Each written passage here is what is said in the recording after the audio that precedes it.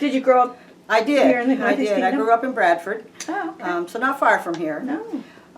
When we came back, actually I applied here in the first part of February in 1976. And my date of hire was leap year of that year. What struck me when I came here was that everything was disposable. And it was not at CVH. Everything was redone, rewrapped, re-sterilized. And so this was a brand new concept for me when I came here, because we were kind of the top of the technology, if you will. And what year did you come to NVRH? I came to NVRH in 1976. 76, so the hospital was 4 years old. 4 years old. Did it still feel like a new hospital? Well, you know, it's hard for me to say that because I was really, in all purposes, a new nurse. And when I came here, it was 2 floors, second floor and third floor, and I worked between the two. I floated wherever I was needed for quite a long time. And that was when it was a 100-bed And that was when it was a 100-bed. I've mostly worked upstairs on the surgical floor, so it kind of, it's funny when you think that, you know, cataracts used to be here for 5 days. They're not here for, you know, how many hours now? Right. So that, you know, technology in itself has just twofold. Yeah. And how about other, like knee replacements, hip surgery? Sometimes people go home the same day for hip surgery. They do now. And they would have stayed how long? A week at least. Yeah. You know, even knee replacements or hip replacements, I think they were in for quite a few days. So yeah, the technology. It was always my on my list of things not to do, to have my gallbladder out in the early days, because it was a long time and it was a painful surgery and you had to drain in forever. I mean, it's just the whole technology has changed twofold. And now it would be like... And now it's the same day. You go home the same day. And is it laparoscopic probably? Laparoscopic. Yeah. Yep. Yeah, Yep. that's amazing.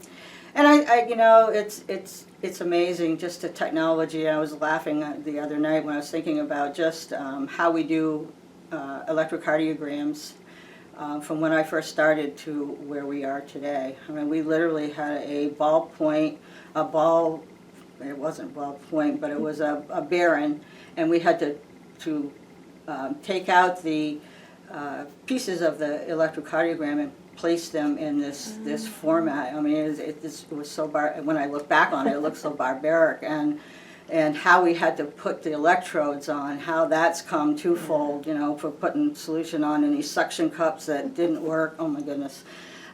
So yeah, technology has really come twofold, and one of the things that strikes me the most is the electronic medical record and how that all transposed. I started out with paper.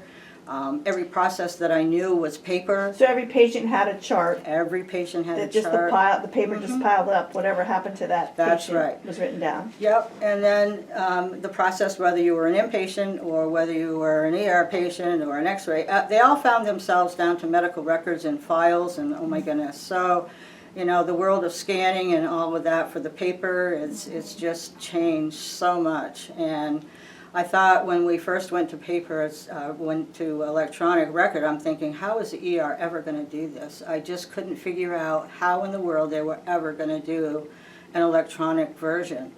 And we were very fortunate. Sue Langmaid, who was a long-term employee as well, she actually started before I did, built our documentation pieces exactly how our paper was. So that transition went so smooth.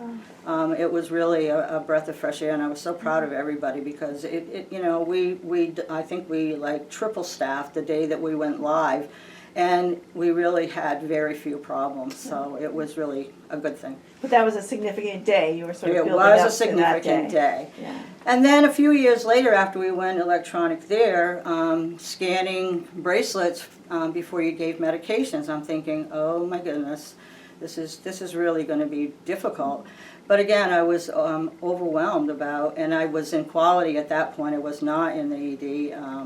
And they did a great job. They really did a great job of transitioning to that piece. And, you know, when you think back about it, you do have time, but you're so focused on how you used to do things and how paper, and sometimes, you know, paper is simpler than logging in and, you know, trying to find what you're supposed to do. So it's, you know, it's interesting. It seems like what I've heard from people so far that NVRH really stays ahead of the game in a lot of ways, and It's so amazing. It makes sense that they're already It is looking amazing, ahead to. and we are very fortunate to have that vision here in our place. And a few years back, I went to Philadelphia for a national conference, and I was shell-shocked at how many places still had paper, did not have an electronic medical record. It's like, wow, I'm coming here because I'm thinking I'm going to get all this information, and yet we're actually the ones that are giving information to people that don't know. So it's always been, and even when I went to workshops in the emergency room, we were always a little bit ahead of the curve, which has always been really nice. Yeah, and I think you're right. It's that vision of the leadership has Absolutely. been really crucial. Yep. Yeah,